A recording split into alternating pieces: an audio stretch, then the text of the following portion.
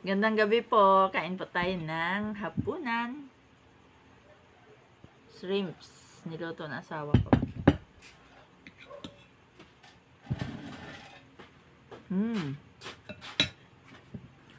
Paano yan?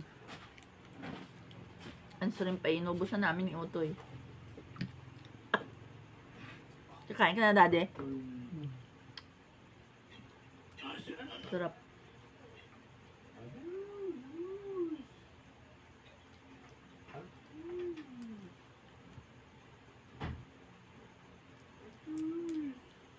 Kakatuwa yung dalawang sisiw, ano?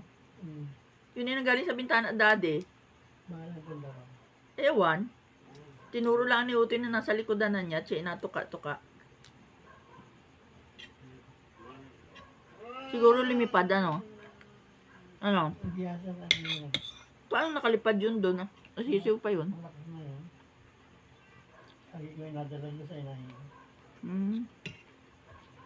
Nasaan yung inahin niya? Sa lugar?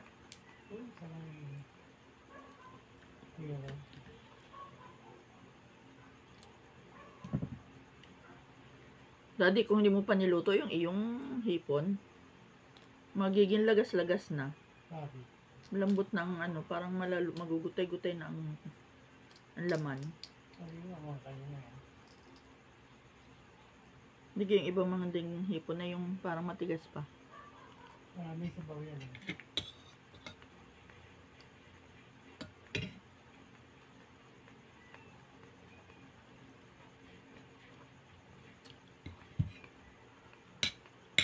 Ang sarap ng siopaw na 15 pesos ang isa. Saan? Matinda doon sa amin sa office. Magaling magluto yung lalaki. Nangyari. Doon sa incheck na magaling magluto. Classmate nung anak ni Utoy.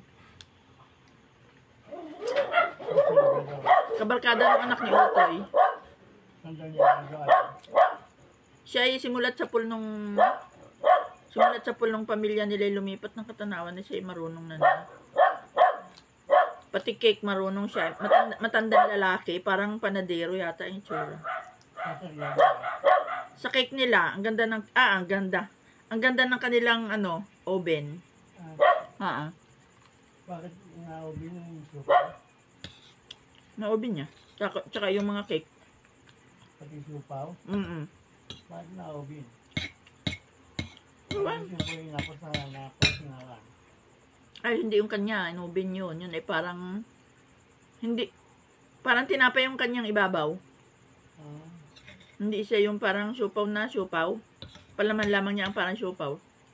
Ano palaman? Pan siopaw. Pero ang kanyang dough ay parang tinapay. Ang sarap. Kaya sila isa. Nakadalwa ako kanina. Saan? Office. Nag-ano siya, may sasakyan siyang bisikleta. Galaw, bye-bye. Hindi. Kalansing. Pakalansing. Parang katulad ng pakalansing ni nanay. Gala ko. Dami na bila kanya mga estudyante, mga tao lahat. Awan ko kung 4 na ano ang kanyang dala, yung 4 na Hindi sinadaan dito. Hindi. Doon pala may amin ay ubos na. 4 na styrofoam na malalaki. Saan nyo tira? Parang kalapit bahay niya na Michelle. Mabait. Ang talino ng anak, scholar ng Lukban. Bye. Thank you po.